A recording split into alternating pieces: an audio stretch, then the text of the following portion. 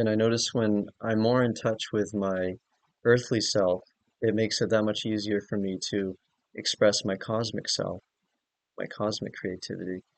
And when I'm more in touch with my cosmic creativity, it allows me to express the more earthly practicalities that much easier.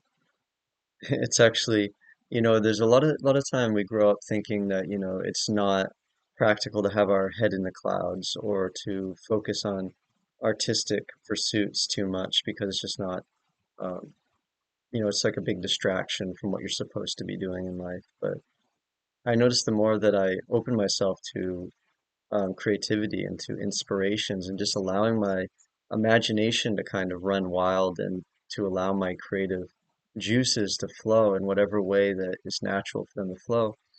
It's actually much easier for me to go and garden or to do the dishes or to just, meet people on the road and talk and have a normal, quote unquote, normal conversation.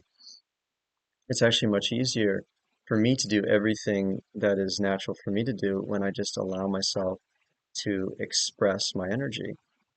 Whether that's something that flies in the face of the societal norm or fits neatly into the package, you just let it happen. Because sometimes, we're all playing these different roles all the time, and sometimes you're going to fit more neatly into the everyday kind of thing, everyday minutia of life. You say, hey, how are you doing? Nice weather we're having. Sometimes that's just you're making small talk and it feels like the most natural thing to do. Other times it's like you're contemplating the mysteries of the universe and like whether, the government's being run by space aliens or the fabric of time and space can be manipulated by the power of your own psychedelic imagination. It's just it can be all of it together. You never have to trade the more cosmic reality for the more quote unquote mundane or earthly reality. It's all flowing and feeding out of itself.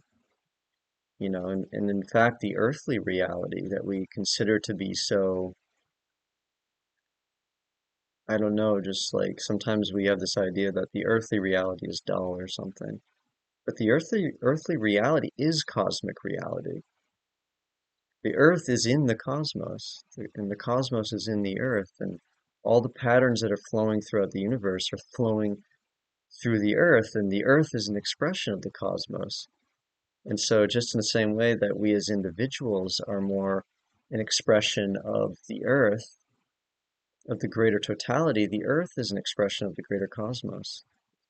And so, ultimately, we ourselves are an expression of the greater cosmos. So when we kind of draw this imaginary line in the sand and we say, okay, I can only go so high or I can only go so deep, we kind of limit ourselves as to what is truly possible in our lives. And, basically, contrary to what we commonly believe, it's like actually going into those higher spaces, going into those deeper spaces, going into those lower spaces, going wherever it is that your attention needs to go, because that's where energy is trying to move. That's where things are trying to be cleared out and where harmony is trying to take root. So when we allow ourselves just to go to those places, we actually have more energy for life as a total holistic package. We have more energy for life as a whole, not just, you know, energy for some things some of the time and oh, God forbid that I think about those things because that's totally impractical. And you don't have to judge or dismiss or draw lines in the sand. You can let it all be. It's all meant to flow together. So I hope that resonates with you today. More to come.